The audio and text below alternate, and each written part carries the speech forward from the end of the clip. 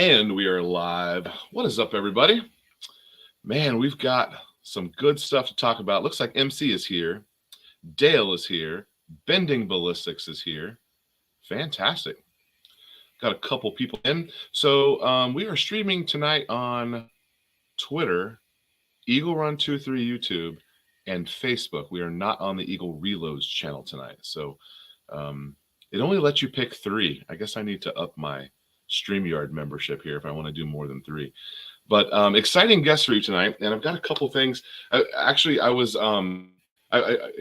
me a little bit ago. Ralph texted me a little bit ago, and we were trying to make sure we had the times ironed out. My little boy was sitting there, and you think your kids aren't paying attention, but like he was reading the text message, and he goes, I was doing the dishes and getting ready to come out here and get set up for the show, and he goes, "Dad, is Ralph gonna be in the garage with you?" And I'm like, "No, he's not here. It's a live stream." And he's like, "Okay." He's like, "I kind of want to come out and watch." I'm like, "Well, probably not a show for you." But anyway, he thought that Ralph was going to be coming and hanging out. That'd be great if I could get like a podcast studio. That would be great. But no, we are joined via the interwebs. So, DKCA, what is up, man? Bending Ballistics. Dang, it's Rob. It's Rob. He is my buddy from the PRS match I went to. Okay, so we're going to jump right into it, and I'm going to bring in our buddy, P80Ralph. What is up? I know, I need the horns. What's up, man? So you have a little soundboard? Who had a soundboard last night? That's Plastic Gats. Plastic Gats had a soundboard. Okay, that makes sense. Yeah. That makes sense. That's funny. So this is P80Ralph. I was watching P80Ralph on YouTube when I was trying to figure out, several years ago, trying to figure out a lot of the P80 stuff when I was building them. And back then, he had some good tutorials along with several other people that had good stuff on there. But thank you to the YouTube algorithm. It told me to go watch P80Ralph. And I was watching your stuff forever. And then you ended up having a... The roast your build thing ended up being what you're doing on YouTube, and then I was on one time and did some roasting, but this is your first time on my channel, so this is exciting. I'm glad to have you. Right on, man. Thanks for having me. Yeah, unfortunately, I no longer have a YouTube channel, but I'm still around. Yeah, you're big on Twitter. Yeah, I've been pretty active on Twitter. I find that it's the easiest way to interact with people. Like Instagram. Instagram is more like, I don't want to call it like a flexing social media site, but Instagram is more like look at my shit, as opposed to Twitter being like interaction with folks. So I find Twitter to be more engaging. You get real-time news at any time of the day. It's how I keep up with a lot of what's going on. Twitter, it's where people are talking about what's currently going on, you know? No, 100%. And I remember, when I first signed up for Twitter, at first I was like, I don't get this, you know, and then like some years went by and I kept using it. And then it turned into like, I just had a personal account and I was like, man, this is kind of cool. Like I figured out how to use it and like years go by. And then it turns into where that is the only place I'm getting like outside news. I don't watch TV, and if it doesn't show it to me on the YouTube home screen or on the Twitter, I might not know what's going on. So you have you're building your following there. You're doing pretty well. But what I think is funny about your Twitter is whenever you post the screenshots of people asking you questions. I don't know how you became the spokesman for the entire building community, but I think it's awesome. Yeah, that's how I gained a lot of followers. When I first joined Twitter, I've only been on there for like a year. Well, as P80Ralph, I had a Twitter when I was like in high school. But yeah, I guess it's the same thing as now. I have no filter, man. I have a hard time knowing when not to say certain things. So I piss people off pretty often with my opinions, you know. Bluntness. Yeah, just too straightforward. Too straightforward. People want you to walk on eggshells around certain topics, and I just fucking say it how it is. Jump in. But yeah, that's how I started popping. I was posting my Instagram DMs, but I would like crop the personal info out. Yeah. Yeah, I don't want to put the man on blast. You know, he's gonna be like, "Oh, I'm gonna go kill this guy. He put me out there." I don't want nobody coming to, look for me and shit. I just wanted to do it because it was funny. Right. But yeah, it was usually, "Yo, let me get a frame. Yo, how much for the frame? Yo, can you Frame print, selling. can you print me a switch? Yo, this like dumb fucking DMs." And I posted it on Twitter, and people loved it. I got a lot of followers like that, man. Yeah. So I have a small handful of videos about 3D printing, which we're going to get more into here in a minute. But the comments are just full of, "Hey, how much? Print me one." And I realistically, I don't know who these people are. Like, yeah, it's funny to say, "Oh, it's feds" or whatever. Like, that's a good joke. Maybe some of them are feds. I don't know. But are these people that dumb? So I think maybe because of the way I run my account and the song choice that I use, I guess it invites certain individuals, Okay. because I'm playing some straight ratchet Chicago drill music and shit in a lot of my videos. That's what they call it. Yeah, it's all like what's his name? Lil Durk, Young Thug, Future, like just straight gangster rap. And so I guess those guys think I'm about that life, like I'm in the streets slanging plastic frames or something. So they come asking, like, "Yo, let me buy a frame." And how much for two? I'll give you 1,000. Yeah. That's when it's really a fed. So actually there's I forgot who told me, but there's a ghost gun task force being ran in Canada. So they're trying to, the Canadians are trying to set us up, man. So that's why at this point I don't even respond anymore, because any engagement they could get you could be misconstrued as or whatever. I don't know. You know how they are. They'll get you for whatever, man. So I just make it very clear. I just screenshot my profile and I circle where it says no sales. That's my reply now. I just don't have the time to be going back and forth. Okay, so how did you, like, what was your first experience? Like, not like, I don't think your first gun was you built a P80. What was how'd you start into firearms? How did or maybe your first gun was a P80. I don't know. No, it wasn't. It was an AR. So I was at work. I work construction, and you get moved around from site to site. And I was mainly in the DC area, but they had put me at a job site in Baltimore. And I met this dude, and we got pretty cool. We're working side by side every day. And then one day at lunch, he's, scrolling through his phone. He's like, "Hey, what do you think of this?" I was like, "Hey, that's badass, man. How'd you do that?" He's like, "Oh, I painted it, did this and that. I drilled the holes." And I was like, "Hold on." I was like, "Oh, you built that?" It's like, "Yeah, you didn't know you could do that?" I was like, "Nah, I didn't even know we could have guns." Like at that point, it wasn't even in my head. I was not a gun owner. I never looked into it. I've had like BB guns and airsoft and shit, but I was never into firearms. I didn't realize the legality of it. So he's like, "Yeah, you just go to this side, you buy this part, and you buy the upper, and you got to get this and get that, and then you got to drill out the inside." And I was like, "Man, that's too much work."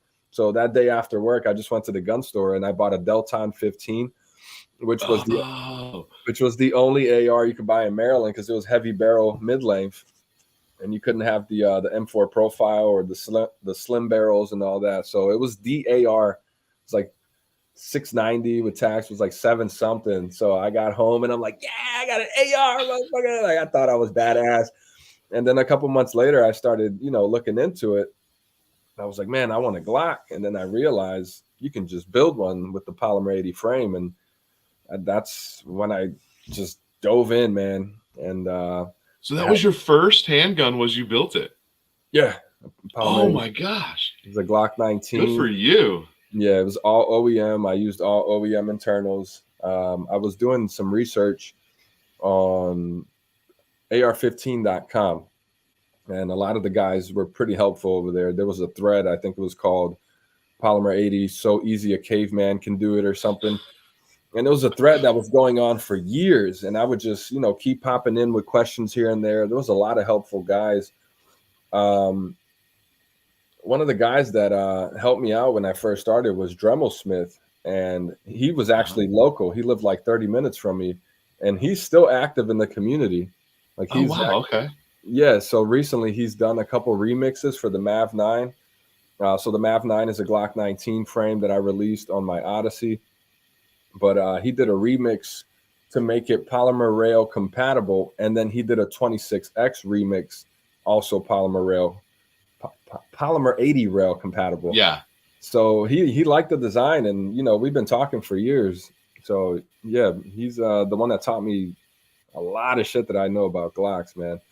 But that's awesome. Yeah, that Glock 19 was my first, and then I wanted a 40, so I bought one of those eBay used police trade-in kits for the Glock 22, and then I got a 40 cal. So I had my 9 and my 40 and my AR, and I was all like, "Yeah, I'm good to go now." You were set. Yeah. Little did you know where you would be today. I had no idea. So if I never built that 26, I don't think I would be here, because that 26 is where I started having problems. 40 went together flawless, no issues. The 9 went together. So the little 26 was the first one, and that gave you trouble. Yeah, the rails. There was something wrong with the rails. It was like really stiff, and it kept jamming. And then I started making videos of me taking it apart and putting it back together. And people in the comments were giving suggestions like, "Yo, did you try level sanding the rails?" I didn't even know about level sanding at that time. Right. And then that's when I started finding other videos, Rogue Banshee, Marine Gun Builder, Putang Clan. And then I realized, like, okay, this is a pretty big community. Like, there's a lot of people. There's a lot, yeah. So I just started, continuing to put out videos. I would do little updates like, "Oh, I finally fixed this problem. This is what I did." But yeah, that's how I got into it. That's great. Okay, so the 26 was the first P80. You went with the little one. No, the first P80 that I had problems with. Okay. The 19 was my first. Okay. That's okay. So when the very first one I put together, I had 0 problems with it. And I was like, this is amazing, because it went together brilliantly. I know it was beginner's luck, because I've built several since then, and I've had my share of problems. Yeah. That one just clicked. It was great, and it's one I still shoot today. But you using OEM parts? No, I used the P80 parts that came with it. Oh shit! What slide? So that very first one had a it had the P80 slide. Oh, the Polymer 80 brand slide. Yeah, I bought it separately. I bought the frame and worked on it, and then I was like, "Oh crap, I did this in like 3 hours." Right? And then I was like, "Oh, I got to order the slide in." So then, like, a couple weeks later, I can actually put it together and go shoot it. But yeah, that first one was just magical. And then I built the second one that kind of destroyed my life for a little while. Like, that was rough. I could not get it to do anything. In fact, I just didn't know how they worked. Like, I wasn't a Glock person. Like, I didn't own a Glock. To this day, I still don't own a Glock. I got a crap ton of Glock mags, but I don't have any Glocks. I got P80s and GST9s and SCTs and Lone Wolves. Like, I got Glock clones. But yeah, so the second one went together, and I finally got it sorted out, and then I decided I wanted to go to that little one, and I had acquired some skills at this point, and I got back to where, man, I could just put one together and it went together. And that was after I built that one. I was like, okay, I think I know how to do this. I got some troubleshooting underneath me, but like, I didn't go, like, I had a frame that I thought was or a slide that was forever stuck on this frame. Like, I did not understand the geometry of what was going on that would not let me get it off. Scary moments where you're like, crap, how do I fix this? Just pop those pins and just pull the whole thing out. Yeah, you just got to rip it down to nothing. Yeah. All right, I've been saying hi to a couple people over here in the comments. Our buddy Angry Sarge is over there. I think you might. Dale Pogue, I think, is maybe on your stuff. Shout out Angry Sarge. Shout out Night Custom. Shout out to CNT. Who else did I see in here? Marconi Armory. What's up, Marconi? Marconi was in there. Yep. Yeah, Ego Def. That's my homie. Vanessa Kitty. What's up, Vanessa? Hey, Tactical Trash Panda. There's Trash Panda right there. Hey, that's my guy. We're gonna get him on a show here at some point. I've been messaging with him. Vanessa Kitty. A couple people are reloading while they're watching. Nice. You've never dabbled in reloading, have you? It looks like it's more hassle than it's worth, man. I don't have the space for it. I feel like you would need a garage or something. Oh, that's what we've got going on. We got the reloading equipment back there. Yeah, I don't. It's not for everyone. If you need to convince your wife that it's cheaper to reload than it is to buy ammo, you can make that case and maybe get yourself one. But it is a hassle. That's what I'm saying. It sounds like something you do like for the pleasure of knowing that you did it, kind of like building. Like I loaded this round. I know the exact amount of grains in it. I know that they're all going to perform exactly the same. It's its own hobby. Like, in fact, there's two groups of reloaders. There's people who reload to shoot, which is what I thought I would be, and then there's people who shoot so that they can reload more. So there's two sides of that, and I've kind of realized that it's not what I thought it was, and so I'm having a little bit of a crisis trying to figure out what I'm going to do. I'm going to order another press like this, and it's not good. It's like you've got more than one 3D printer, and it's its own hobby, right? It's its own hobby. But I'll tell you, shooting a gun that you built and shooting a bullet that you made is good. Satisfying. It's satisfying for sure. DKCA asked where I'm located. I'm in San Antonio, Texas. So you moved from an unfree state to a free state.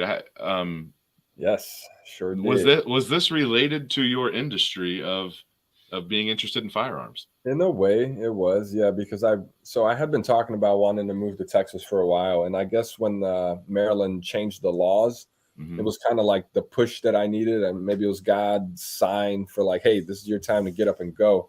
Because I had been talking about it, but I never actually did it. I don't know. And I had gone through a breakup, and that was the only thing that was really holding me back, like staying there. Oh. So after I was alone and single, I was like, the fuck am I going to keep doing here by my goddamn self? I might as well go to Texas and go on an adventure, Yeah, there's a lot. So San Antonio is actually called Military City, USA. I was not aware of that, but yeah, there's so many military bases here. Definitely a gun-friendly city for sure. I carry everywhere I go now. So I didn't have a real Glock. Like you were saying, you don't own a real Glock. My first real Glock was when I moved here. It was a Glock 48. That was my first real Glock. Oh, so semi-recently that you picked that one up. Interesting. Yeah. But otherwise, yeah, it was all builds, polymer 80s and shit. I like San Antonio. We spend a week there every year for Thanksgiving. I have no actual family that lives there, but the families meet there. And we do a really weird family tradition, which is stay in a hotel and go out to dinner for Thanksgiving dinner. But it works for us because it's a way for us all to be together, and there's no one has to host, and so it works out well. But the big thing is the kids like the river walk, and they do the parade, the light parade. And so we're sitting on the front row and the boats are going down. And so, yeah, it's been a good tradition. We like San Antonio. Yeah, the Riverwalk's pretty cool. I've been there a few times. Definitely interesting place during the nighttime on the weekend, I'll tell you that.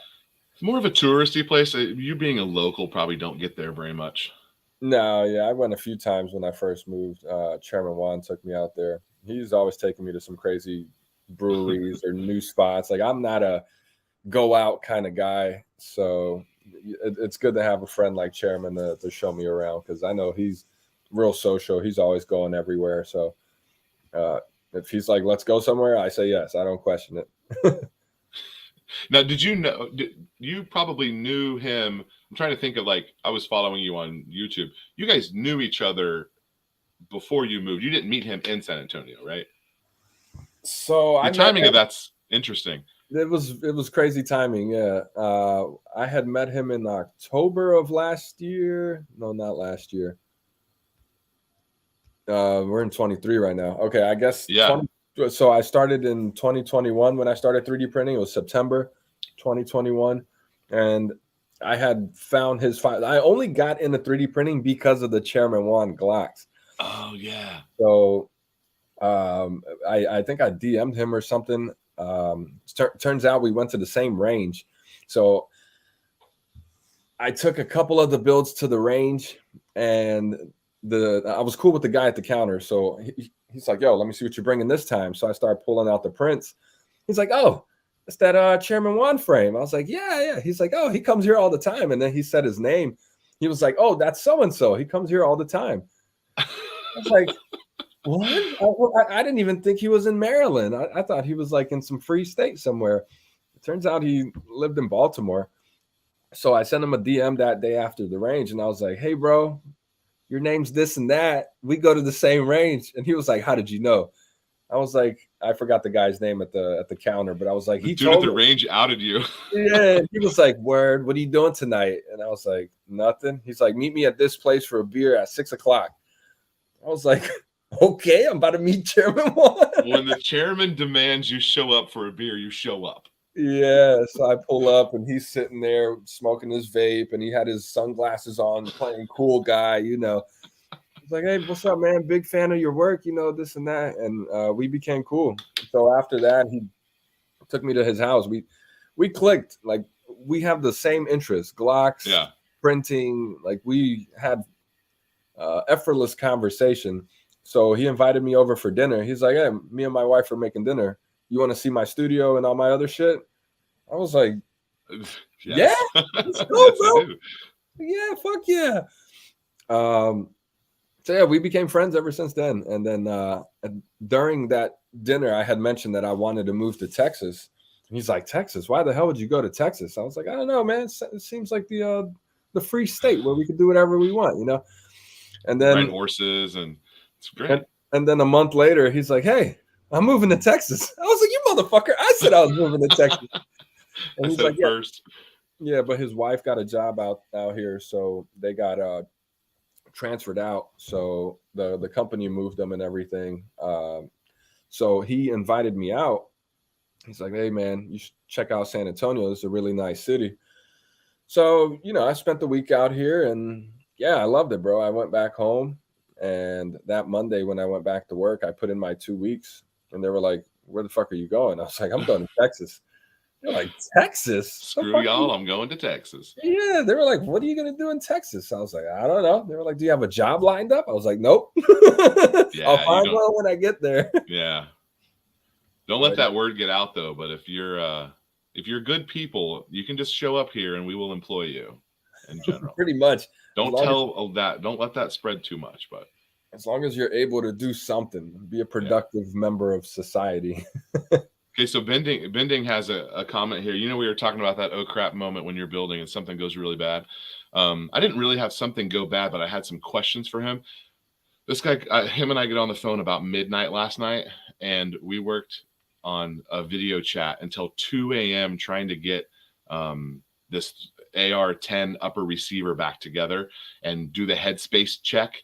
You know, I'm into 8.6 blackout. You've heard of that caliber? Sure.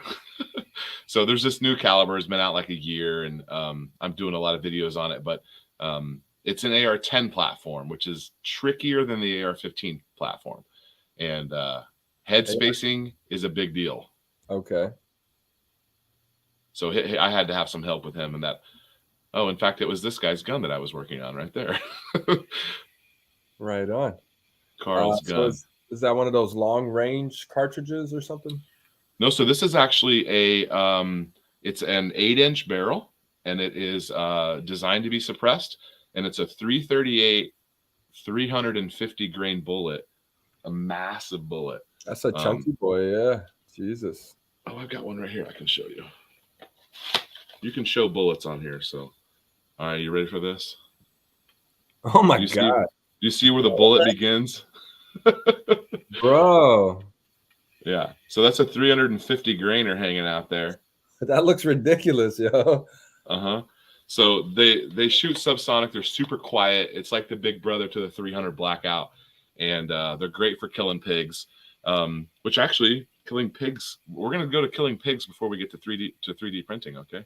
Did you see the article about the smart pigs that are migrating from Canada? Like, apparently there's a huge flock of pigs that are just roaming around, fucking everything up. Where do we go to hunt them? I don't know. Okay, MC needs to help us with this. MC lives in like Michigan, I think. Maybe Canada, are they coming through Michigan, MC? Can you help us find the pigs? I think they're coming from up north. I want to say North Dakota or something like that, somewhere around there. But apparently it was because the farmers, something happened with the farmers. The farmers had let them go wild a few years back, and they just multiplied like crazy. Oh yeah, their reproduction is legit, legit. So have you been hog hunting in Texas yet?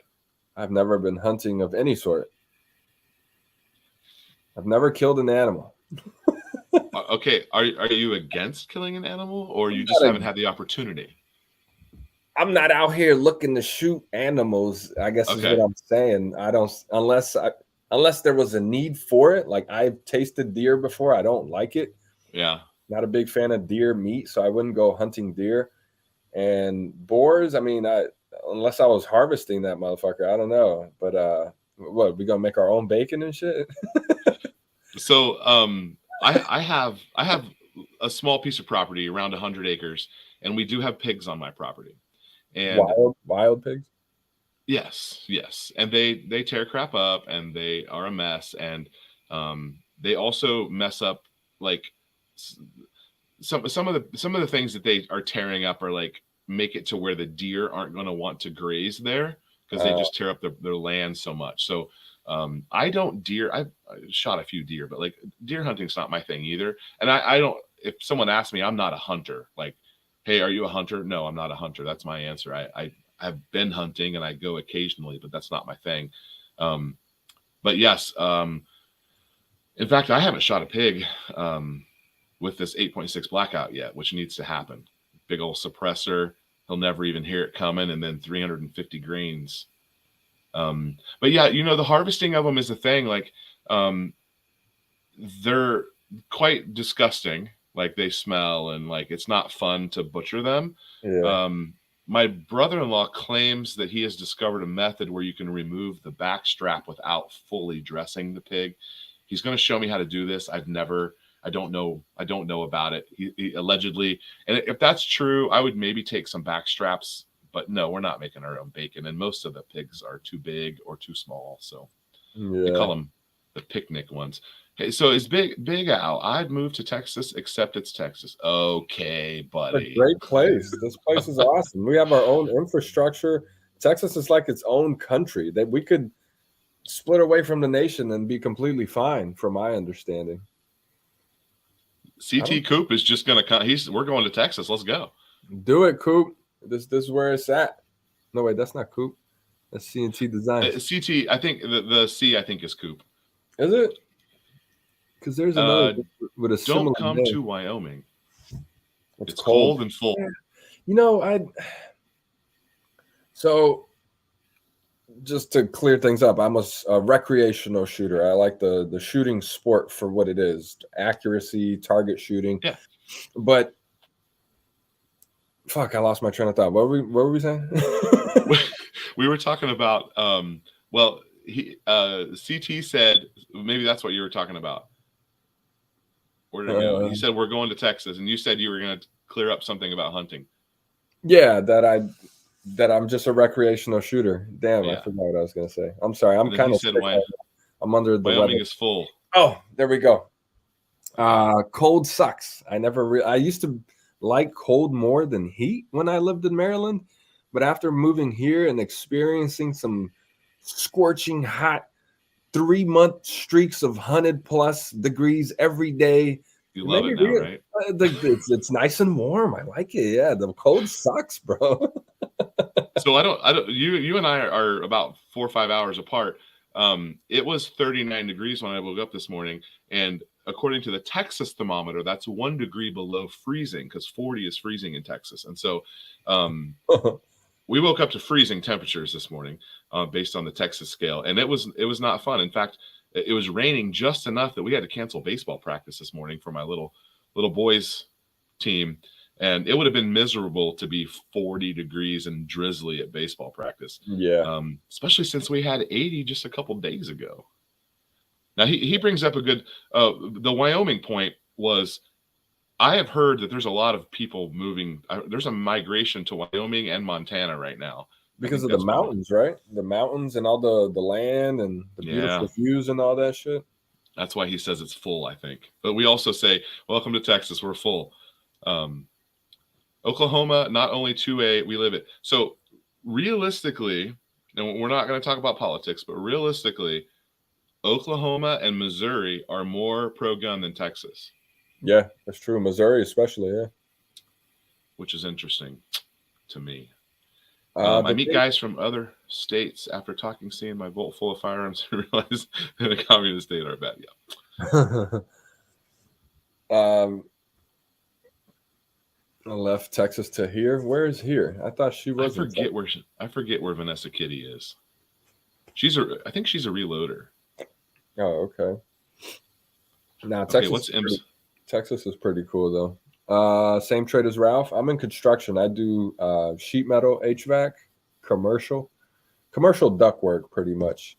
We do the ductwork for schools, offices, banks, anything that's a building and needs ventilation. I'm the guy that installs that shit. So MC he's in that same. I think he does HVAC stuff as well. Right on. It's a pretty good field. So I completed that apprenticeship program and I got my journeyman license as a sheet metal journeyman. I can't speak, man. I'm sorry. And after having completed that, I realized I could get a job anywhere in the nation because this is an industry that's everywhere. Everyone needs heat and AC. Mm-hmm. So that's why, I was like, fuck it, I'll move and I'll find a job when I get there, and it took me like, I don't know, a month and a half, almost 2 months, because I didn't want to settle for bullshit pay. The pay here is low, man. And well, where you were though was a little elevated. Well, it was in the DC area, yeah. So people get paid more up in there because the cost of living is more. So I got a space out here twice the size of what I had in Maryland for the same size, and I ended up finding a company that was paying me what I was making in Maryland. And then most recently, that's an upgrade. Yeah, right. And then recently, I got hired with another company, and they paid me $2 more an hour. So I'm doing okay right now. I'm good. Yeah. And they don't charge for state taxes on your checks, because Maryland, they'll take like $100 off of every check just for the state taxes. Yeah. We don't have that here. So yeah, I'm doing fine right now. So this will be your first. Is this your first? You filed taxes in Texas last year though, didn't you? Yeah. No, it was. Oh, did this year be your first one? Yeah. So I did taxes last year, but it was for Maryland because technically I have 3 months in Maryland for this filing year. Oh, you're gonna have to do 2. Well, I don't know. I'm using TurboTax, and it asked me that, so I had to put both Maryland and Texas info in there. So right now, I still owe Maryland $150, and I'm getting back like $500 for the federal. So I don't know. They gotta get their money. There's too much shit to input because I have a bunch of 1099s from like affiliate links and YouTube income, and I had a web store. So I'm trying to figure all that out. My taxes are a little complicated. Yeah, crypto. I forgot about the crypto too. So, are they gonna make us? Do we have to fill out the 1099K on that? Tax advice with Eagle Run and P80Ralph here. It's not that hard. For what? For crypto? Yeah, that 1099K. I think you got to file for the crypto stuff. It's a different form, man. I remember last year it was a pain trying to calculate all that, and then I found out that TurboTax actually has an option where you can log into your account and it automatically uploads everything and puts all the info for you. But I can't do that until March 1st. So I'm waiting for that right now. So I still haven't finished that, but yeah, it's going to be my first year doing like dual state citizenship shit. It's a little complicated, man.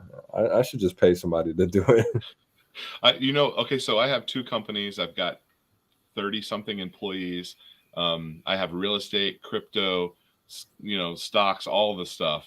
And I typically file my own taxes, and I meet with a CPA though a couple times a year, but typically I do my own on TurboTax. They were giving you a hard time about talking about these pigs flying. So that's where. Well, have they not seen that? I mean, it's an article that just got posted, man. I don't think I even retweeted it or nothing. Maybe I liked it. And then my buddy Carl points out my terrible geography. They would, in fact, have to swim to Michigan. That was stupid of me. I think it was Montana or something, North Dakota. Yeah, they're probably more west than the Great Lakes region. Yes, in Texas, I killed one. Oh, Archie shot a pig a year ago. It's a Canadian nuclear pig invasion. Archie is a gangster, man. Oh, here it is. Super pigs, highly intelligent and possibly invincible super pigs are invading America. Mr. Guns and Gears posted that on Twitter. And this looks so creepy, dude. Like the photo of this pig looks like a human. Oh, like it looks like a human eye, dude. That is, well, you may want to. That one you may want to shoot. He looks pretty mean. Really? I can't tell. Like he looks like he's smiling and shit. Yeah, and his fur looks different than what we have here. Yeah, I don't know. It says the spread of pigs has only increased in recent years. It's a special breed of hybrid super pigs from Canada that have started to travel south into the northern United States. A mix of domestic pig and wild boar. And now they have their sights set on the United States. Originally crossbred to help farmed pigs grow larger and tolerate the cold temperatures of Canada. A drop in the market about 2 decades ago led to some farmers letting their hybrid pigs run free. And now they're running free everywhere. So, and they probably mated and spread. Yeah, here it is. So super pigs are now coming south, likely heading to Montana, North Dakota, Minnesota, and Michigan. You're right, Michigan. They're getting there via land, not water, though. Yeah, they're fucking everything up, man. It says that they're eating the ducklings. They're taking down white-tailed deer. Yes. Yeah, it's a long article. I don't want to just sit here reading an article, but yeah, that's the breakdown of it. He says the feral pig problem is getting crazy, and then our buddy Trash Panda says, "Oh, what did he say?" He said deer need to be processed right for it not to taste too gamey.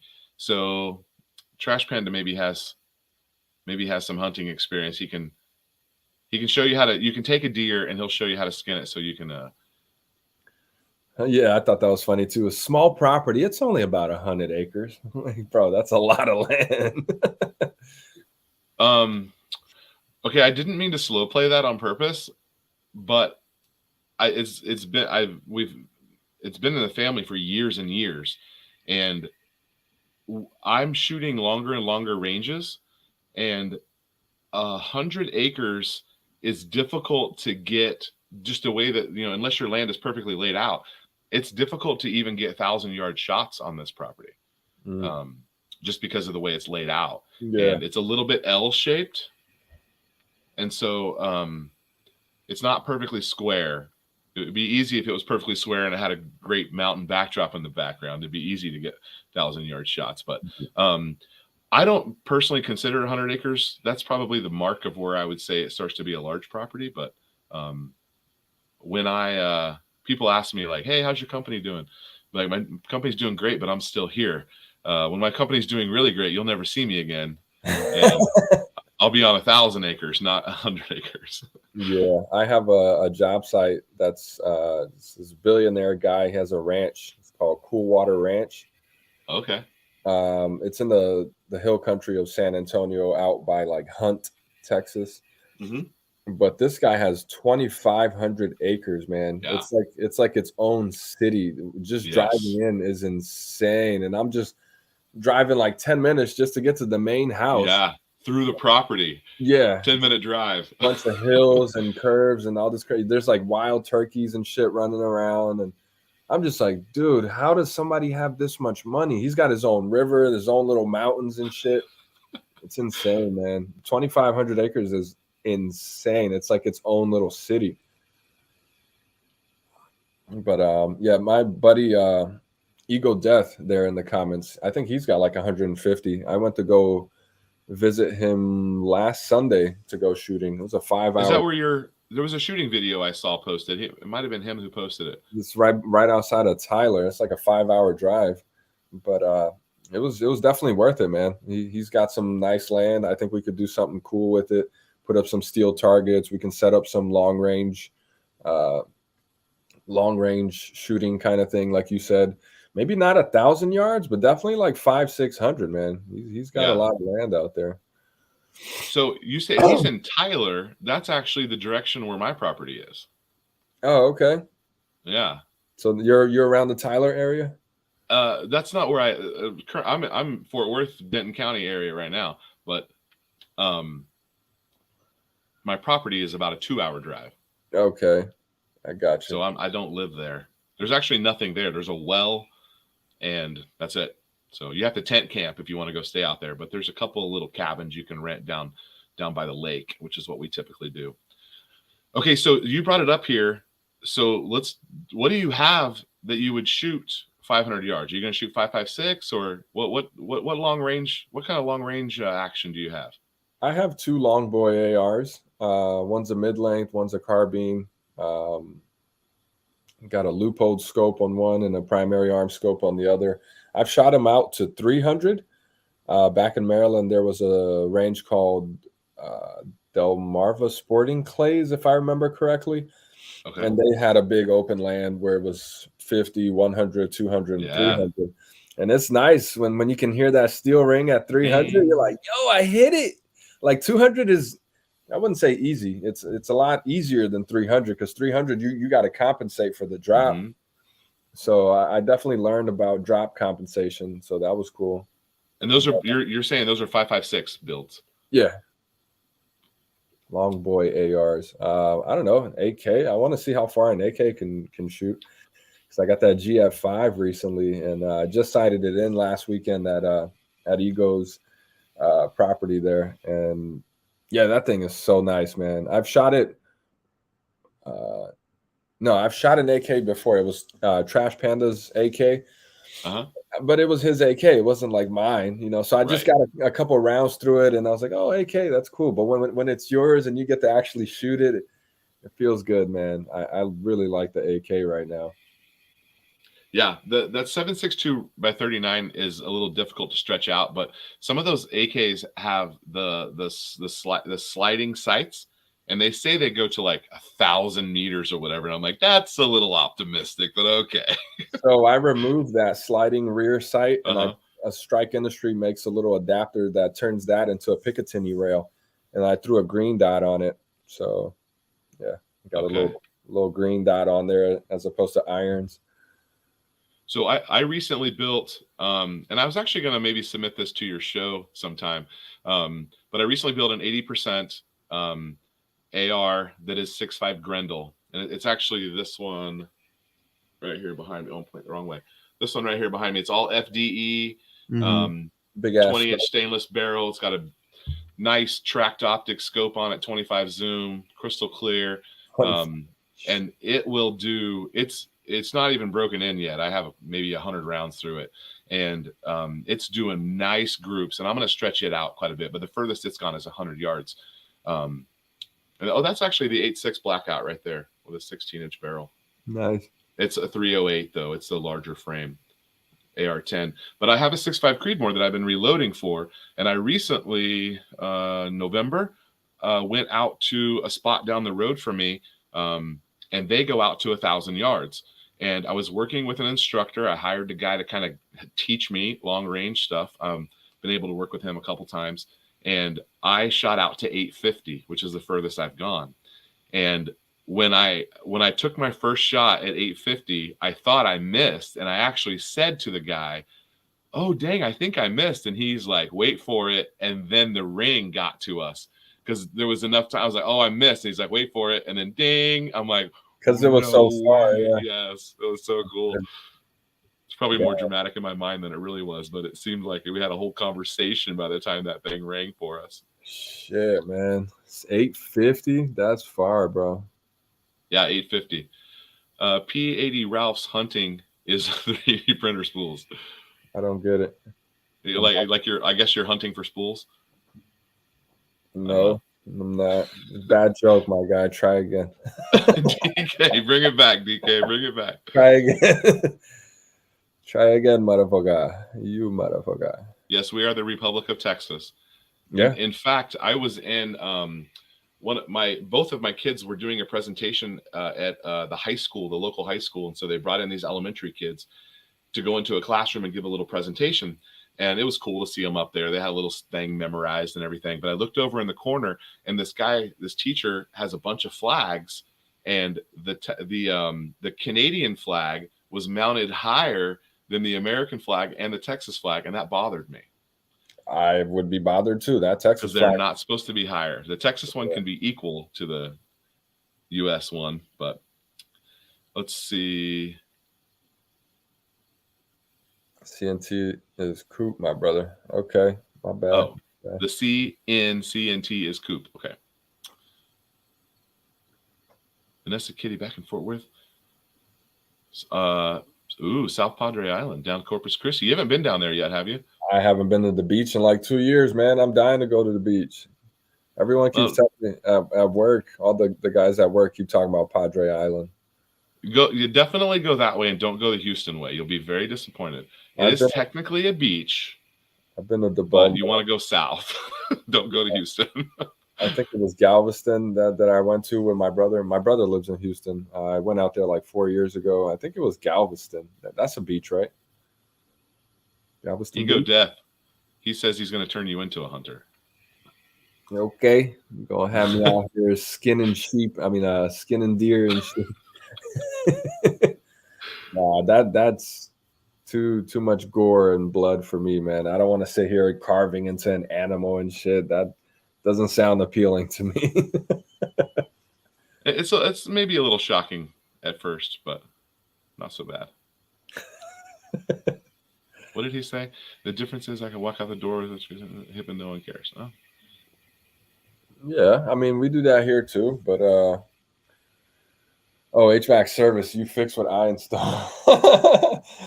Yeah, sometimes shit gets messed up, man. But I fix my own fuck ups as well as other people's fuck ups. Let's see if we got any more questions over here in the comments. While we're transitioning topics here, let's talk about. We talked about a couple times, but the 3D printing thing. So forgive me. I did not know you had your own design. I will download it immediately and print one. I missed that. Sorry. I missed that. So I'm going to go find that on your Odyssey and figure out how to get that printed. We're firing up the 3D printer. It's had some dust on it the last couple of months. So I will fix that. So I'm not a CAD designer. I usually work with designers to create certain models to feel and look how I want. So I'll give them feedback. We work back and forth. So I worked with Marconi Armory designing the MAV9. And most recently I worked with Neutron Nick designing the NN80. So these guys are pretty good at doing the CAD, but sometimes maybe they don't understand certain parts about the ergonomics or whatever. And you need to actually hold that frame and feel it to know what needs to be shaped differently. So the MAV9, the thing about it was that undercut, it just feels really good in the hand. And I worked with him for like 2 months on that frame, just back and forth printing, try another one, back and forth, and I'm like, man, this undercut it has to be right for this to feel good. And the undercut on that MAV9 just feels really nice, man. And the grip is nice and slim and it's straight. There's no unnecessary humps or anything like that. The MAV9 is a really nice frame. But like I said, most recently I started working with Neutron Nick on that NN80, man. And that thing is beautiful. He got some inspiration from Battlecock Tactical. You've heard of him? Okay. Mm-hmm. Yeah, Battlecock does some amazing work, man, but his frames are really expensive. So the same guy that Chairman Juan got inspiration from for his frames, Neutron Nick did the same. So we spent, I want to say but Nick spent like a year getting the position of those pins correctly, because a lot of these printed frames, the pins will be off by a little bit, or they're too small or too big, and then the trigger doesn't break, or you got reset issues. Ironed all of that out. I did a speed run. Took me 4 minutes and 34 seconds to strip all the supports off, put all the parts together, and fire 20 rounds with no malfunctions. Ooh, nice. 4 minutes, bro. And up until now, it's I don't know, maybe 10 minutes. I think I set a record a couple weeks ago, but I didn't fire it. I think it was like 7 minutes. And then someone else beat it. It was like 5.5 minutes. And then I went out to Eagle Dev's property, and I was like, bro, I think I can beat 5 minutes. So I was all nervous and shit, like, ooh, okay. So he was recording me. I ripped off the supports, put everything together, stopped the timer. 434, man. So that NN80 is really easy to put together. It uses polymer 80 rails. Okay. And I really want to push for the polymer 80 rail stuff, because there's a lot of people coming from polymer 80 into 3D printing. So why would you spend money on it? It's like $40 for the rails, and you got to buy the locking block. And then a lot of the times the shit's not racking properly, or you're having like issues with the pins fitting, like I said. So yes, Mav9 and an 80. Thank you, Archie. Archie's my guy too. He's helped out with a lot of the testing for the NN80 as well. There's a 26X in the works right now. I can't take any credit for that. That's all Neutron Nick. But yeah, I'm behind the scenes just giving my critique. Oh, change this. This doesn't feel good. This should look like that. So I'm just the feedback guy, you know. I don't do the designing work, you know.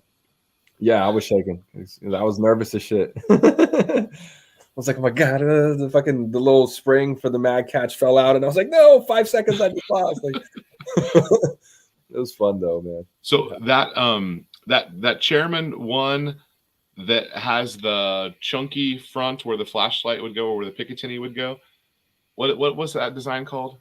The Spaceman. The Spaceman one.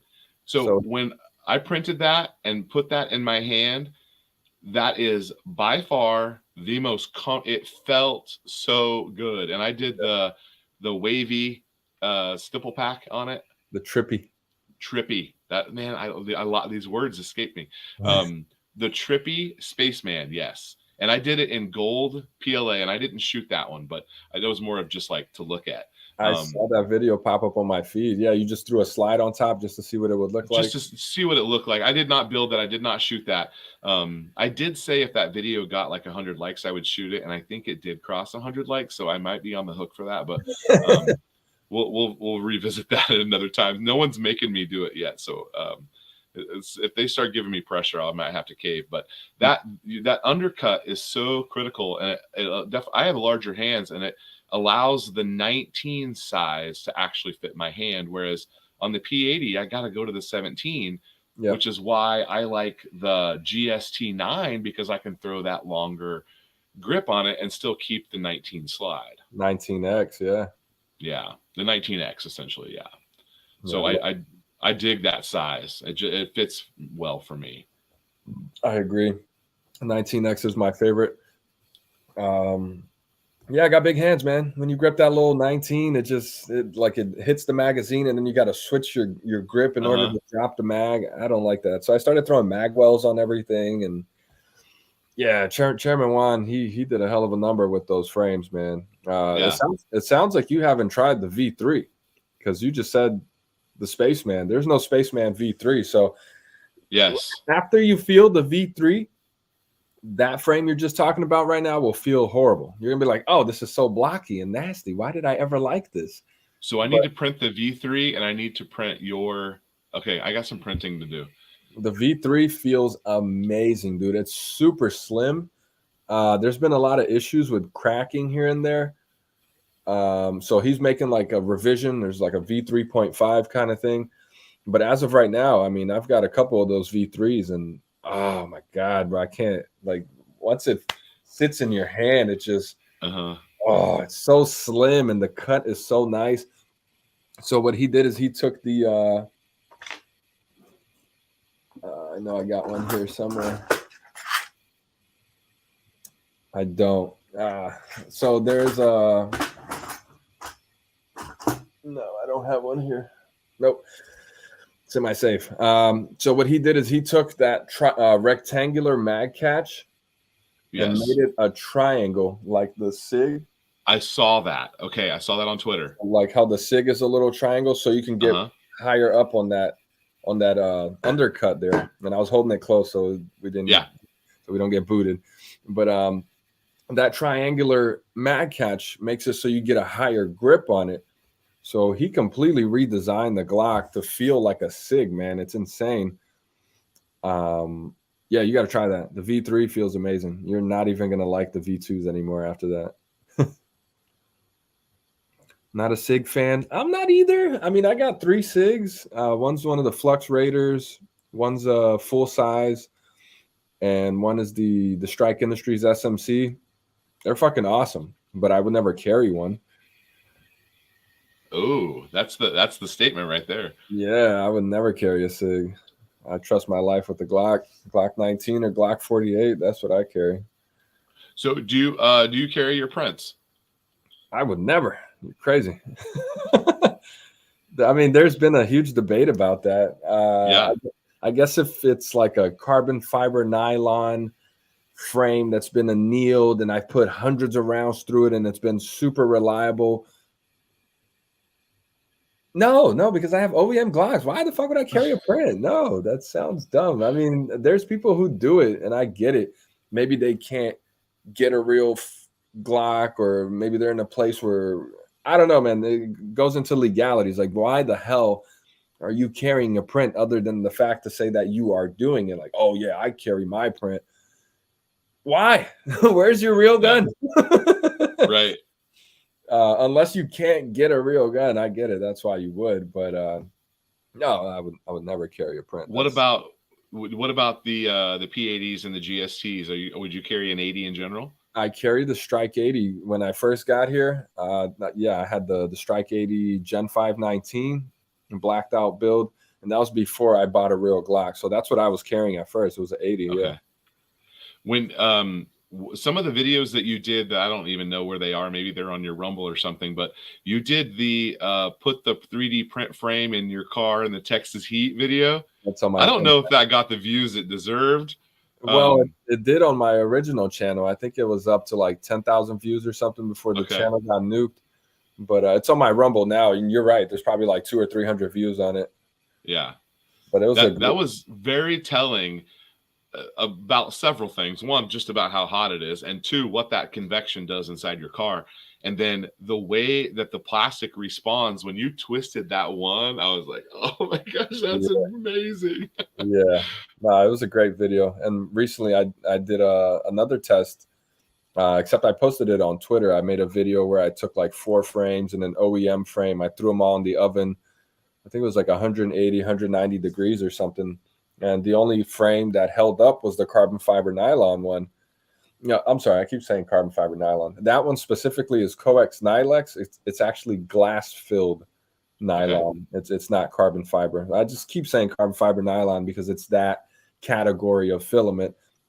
But it's a glass filled nylon. And bro, at 185, I mean, that thing was solid, like not bending, not twisting, solid. So like I said, if I put enough rounds through one of those frames, doesn't crack, I would trust it, because I know for a fact it wouldn't warp or deform in the car. But you saw how those other frames were. I mean, it's like rubber, dude. Like rubber. Imagine at that point, the slide is the only thing holding that thing together. Yeah, imagine you have parts in there and you go to shoot it, that thing will just break, bro. There's no way. Yeah. So CNT says he carries his P80 builds, and I will trust my life to a gun he built any day of the week, I think he means. Yeah. Yeah, like I said, I was carrying that Strike 80 for a while, man, and I built that just because I couldn't buy a real Glock in Maryland. Well, I could, but you have to do a handgun qualification license. You got to get fingerprinted and do their stupid class. It was like $400 something just to get the license to be able to purchase. You could legally own one, but in order to buy one, you had to get that license. So in my head, it didn't make sense. I was like, why would I pay for that? I'm just going to build them. That sounds a little infringy to me. Yeah. So when I got to Filling Texas, energy. I just ordered it, had it shipped to the FFL, filled out my 4473, and I was out the door in like 15 minutes, man. So MC is correct. Rumble is tough. I'll have a video that does really well on YouTube and it gets 3 views on Rumble, and yeah. MC is always one of them. He'll be the only one who commented. He might be the only person who's ever commented on one of my Rumble videos. Damn. Okay, so this different category of print filament. So I don't think my base model Ender 3 with my factory nozzle can print that. No, you need an upgraded hot end. You need to reflash your firmware. You need some type of steel nozzle. I forgot what it's called. Hardened steel nozzle. You may have to completely swap out your extruder and the hot end and all that. I mean, you definitely need to upgrade some stuff, man, because the filament is super stiff. It's very abrasive. It'll destroy nozzles and gears and shit. So you definitely have to have a printer set up for that. I have an Ender 7 that I set up for that. Let me see if I can show that here. So this machine here is specifically just for those types of filaments. So it's an Ender 7 that has a Hemera, an E3D Hemera hot end, and I recently just got the hardened steel nozzle for it. But yeah, I removed the fan. Everything is set up specifically just to print those tougher filaments. I'm gonna have to up my printer game. I know that I stepped in at the bottom level. I knew that when I bought the machine. Technically, my children both asked for a 3D printer for Christmas, and so technically that's the reason why we got a 3D printer. But the first thing that it printed, other than the benchy to get it leveled, the first thing it printed was a frame. So right on. The intention was there. The couple first things I printed was I think there's a little dog in the file or the SD card that it comes with. And then, the benchy, and I think I printed a cube, and then I started printing frames. Yeah. Archie's right. Yeah. Riptide Rails did a guide with broken bullets on what you need to do to get your Ender 3 to print those nylon stuff. Riptide Rails. That's my guy. Okay. So, a couple last things here on my list for you. Where do you see? So I feel like we're at level. I mean, we're maybe at level 1.5, but we're at level 1 for 3D printing. Like, proof of concept is there. People are doing it. Freedom is being expressed. We have working firearms, but aren't we really still at like level 1 or level 1.5? And that's kind of why I steered away from it for a while, man. I think for a couple months I hadn't even fired up the printer. It wasn't until Neutron Nick hit me up recently that I actually fired up the printers and got excited again. I was like, okay, this is a new project. You know, the NN80, like I said, the pinhole locations, everything he did to that made it so that it's a really advanced model in the sense of ease of building, because you could just take your polymer 80 rails and throw them in there. But yeah, I agree, man. Unless you're printing carbon fiber nylons and all that, the shit's gonna melt, man. That's the biggest factor for me. You spend all this time printing, all this money on parts. You go to the range on a hot sunny day and you put that thing down on the bench, and within 30 minutes it's gonna be like flopping around like fucking rubber. So it really discouraged me after I did that the Glock and the hot car testing.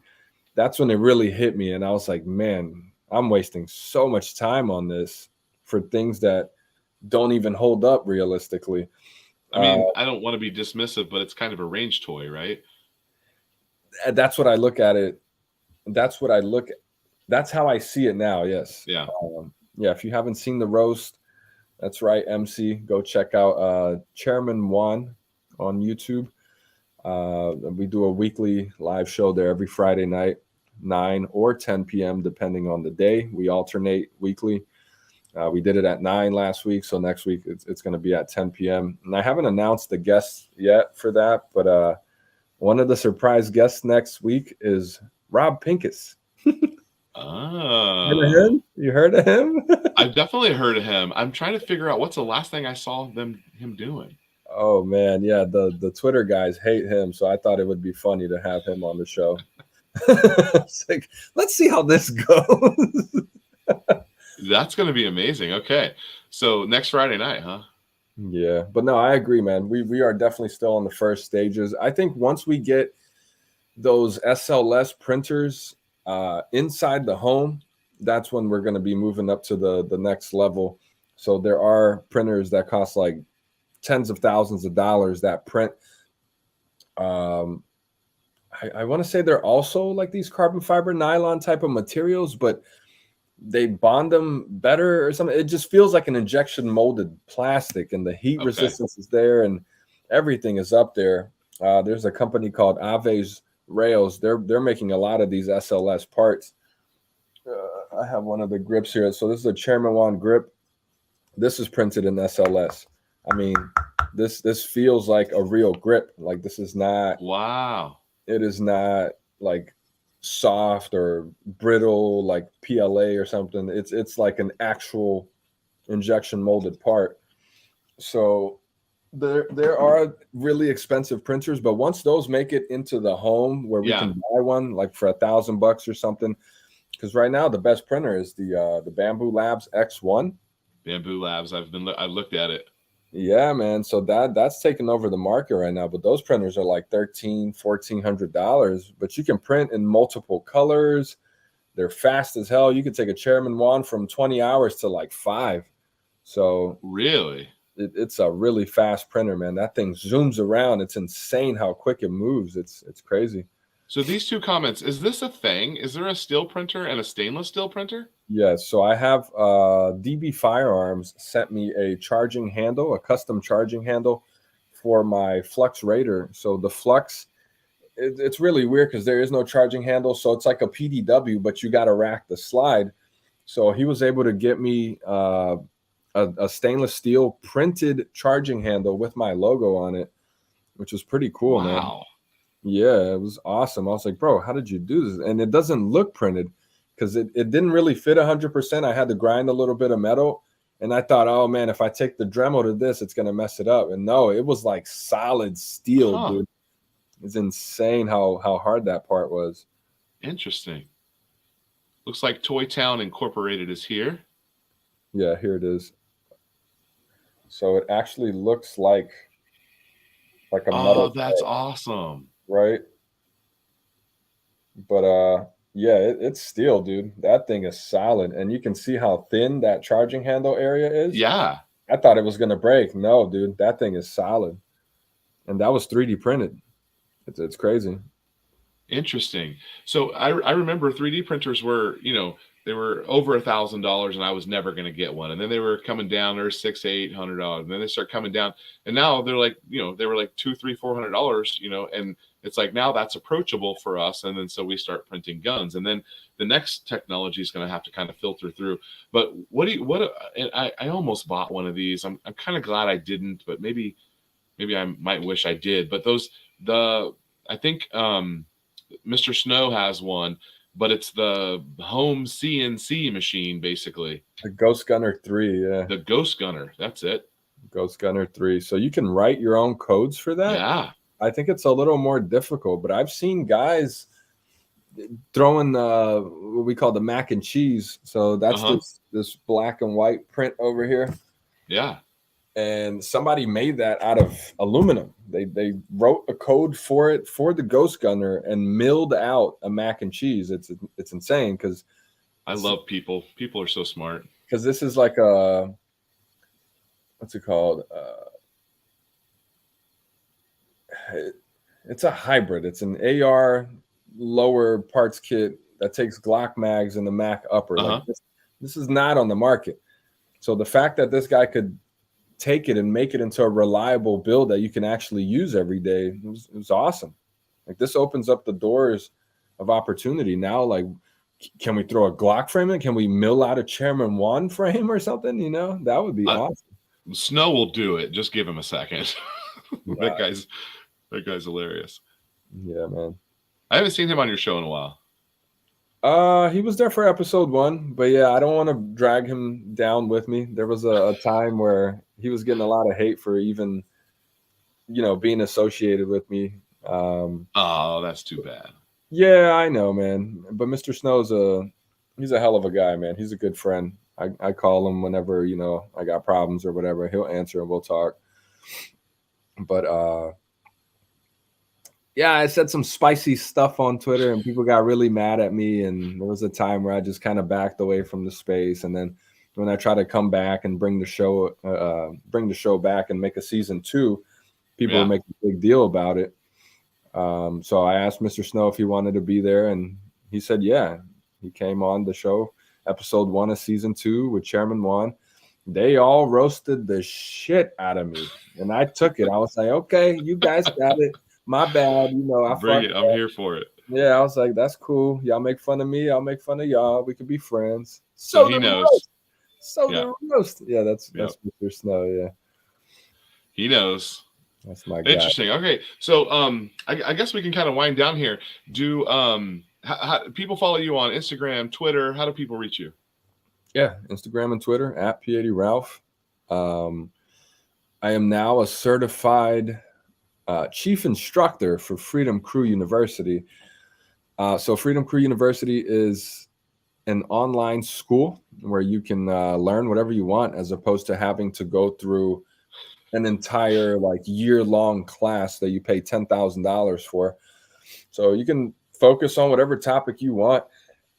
So if you've ever watched some of my videos and you like what I do and you want my knowledge and you want that one-on-one experience, definitely go to freedomcrewuniversity.com and you can book classes on there. I just focus on 3D printing, Glocks, and Glock assembly. However, we do have a bunch of instructors there for ARs, AKs, SIGs, stippling, 1022s, 1911s, whatever platform you want to learn. That's a good place to go for that. But yeah, I'm mainly on Twitter. I'm pretty active on there. I'll usually respond to Twitter before texts or phone calls, because it's just so it's so in real time. For some reason, it just feels like instant. But yeah, I mean, I post on Instagram every now and then. I try to keep it alive and still going. I'll post reels and stuff on my story and all that. But a couple questions about the Freedom Crew. So it sounds like you're teaching more than one class. Is that right? Glock assembly, Glock building, which would be your Polymer 80 or Lone Wolf or your GST9, whatever 80% frame you have, and 3D printing basics. So I'll teach you what you need to know. If you're not comfortable with 3D printing, I'll teach you what you need to know to get your foot in the door with the knowledge necessary to become successful, so that you're not going into it blind, like, oh, I got to learn a new program. Oh, I got to put this together. I don't know what filament to buy. I don't know what printer to buy. So we'll get you comfortable enough to the point where you can start printing your own frames and all that. So I feel like the barrier to entry is a thing for people that are going to build a P80, whatever. If they're going to build an 80%, there's a barrier there. And so you get comfortable by watching some videos and then you jump off into it. I do feel like the barrier to 3D printing, because it has a technology side to it, that barrier is somewhat a little bit harder, and it requires a little bit of hand holding, which you and I talked about this, but last summer I was texting you and I was like, there's got to be a way to monetize this so that this industry can grow. Yeah. I am so glad that MGB has done this. I think it's a really cool thing. And he says it, knowledge, you can regulate and ban stuff, but you can't regulate knowledge. For men to be able to build themselves up and grow and learn new things and be hands-on, I just think that's fantastic. I'm a big fan of the movement in general. And I think it's only fair that people are compensated for their time on that. Like, you end up being the resource for, the tech support for, all these questions. It's like, well, great, but Twitter doesn't pay you for that, So you actually have knowledge, you have skills, and you can share those skills. And, I think it's great that, that people can access that with a small fee. So these classes, what's the structure of them? Does it start at specific times? Can you join whenever you want? Like, So it's limited to 6 people per class because we don't want to make it too crowded. That way we can give everyone a fair amount of attention that they need. Because if we have 20 people in the class and this person's having this problem, that person, it's going to be a long class. And we're trying to keep it around that 3-hour mark. So in that 3 hours, we will teach everything you need to know about that certain topic. However, now, and this is slowly changing as we go along, but now there's actually 5 ways to learn. And I'm reading off the list here because I know I wasn't going to remember it. But there's live virtual instruction, which is like this, you and I'll show you, okay, let me see what you got going on there. Oh, no, you actually have to do it like this. So it'll be like a live video, like sitting in the class with the teacher. There's the self-paced coursework, which is, it's kind of like private instructions, but at your pace, like however fast you move or however slow, like we'll keep up with you. There's the downloadable video library. So if you just want to be able to watch something, you pay $1 for a video or something like that. Maybe you just want a video on this one little problem that you're, having trouble with. I think the videos are like $1 or $5 or whatever it is. And then special events and seminars, which is we just talk and you listen, take your notes, and private virtual instruction. So that's just one-on-one, not the classroom environment. I feel like people would get more benefit from the private, and it's actually like right at the same price as the actual class itself. However, it's just what you're comfortable with. I feel like the classroom environment is a better choice just because you can see problems that other people are having. So maybe you did something like this and yours is working, but this guy did the exact same thing and his is not working. You get a lot more experience from that same 3-hour block as opposed to just being one-on-one. Does that make sense? Exactly. Yeah. I'm actually interested in, I'm going to take a class. I'm not signed up yet, but I am on the email list. I think I'm set up as a student, but I haven't like selected and paid for a class yet. But I'm going to take a couple of things, and I want to, that the webinar, style, I think would be interesting too. That might be appealing to me. But yeah, I'm super excited about this. I think it's going to be great. And they're coming out with more and more topics. It looks like there's new stuff being added. It's going to be pretty cool. So will you like, this is going to end up taking a lot of your time, right? I mean, you're going to be teaching like 3 days a week or something. So I'm trying to do it on Wednesdays, Thursdays, and Sundays. Yeah. But Sundays specifically for me would be better just because I'm off on Sundays. So I would be able to take more time. I wouldn't feel rushed. I don't have to wake up early the next day. Or, well, I do, but it would be during the daytime, Right. Yeah, it's exciting, man. Like I said, it's still new. It's still growing. We're still adding things to it. And Marine Gun Builder is doing a hell of a job of holding it down with that, man. I personally would have not done that on my own. So a lot of respect and props going out to Marine Gun Builder for putting that together, man. So Dark gave my info to MGB, and we've been texting, and I even talked to him on the phone, which was a pinch me moment, because this is the guy that, like, I'm like, how do I do this? And this is the guy who had all the answers, and then I talking to this guy on the phone, and I'm like, holy cow, how is this even happening? But he actually, I asked him and I said, hey, I want to do something really cool for my 10,000th subscriber, which I hit just a couple days ago, 10,000 subs on YouTube. And I said, hey, I want to pay for and give away a spot for this class. And so we haven't announced this as a standalone video yet where people can enter, but if you're interested in entering to win a spot paid for by Eagle Run 23, that will be coming soon. I'm going to do it. I need to work out a couple logistical issues with him, but it's official. He said it was cool. I guess I'll send him a Venmo or something. I don't know. We haven't worked out the logistics yet, but I want to be giving away a spot for the class, and I'm excited about that. So yeah, Timber says MGB, and he's got the goat emoji. Yeah, he is the GOAT, man. Yeah. That man has done a lot for the people. AK class has not been built out yet. Okay. Angry Sarge. Oh, Angry Sarge, like an administrator, isn't he? Yeah.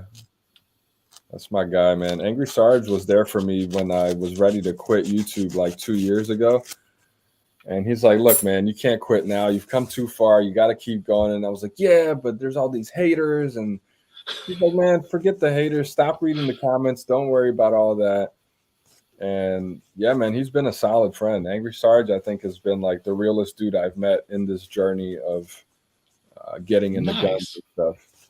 I don't know him that well. I mean, I see him on stuff, but I don't. He's in Fort Worth. I think he's probably like 30 minutes from me. Yeah. So yeah, I need to hook up with him. Okay, so we'll let everybody go here, but thank you for coming on. I appreciate your time. It's been great to kind of find out some other stuff behind the scenes of what people see. I enjoy doing these interviews where, you know, just two people being able to talk and hang out, and there's a lot of cool stuff coming up. It's you know, 23 is an exciting. It's going to be an exciting year. There's a lot going on. We've got a link here to Freedom Crew University. Go follow P80 on Twitter and Instagram. And thank you guys for the side chat. Lots of people over here asking questions and talking to each other. It's always fun. Good little community here. So, all right. Well, with that, I'll let you go, and we will see you next time. Thanks for having me on, brother.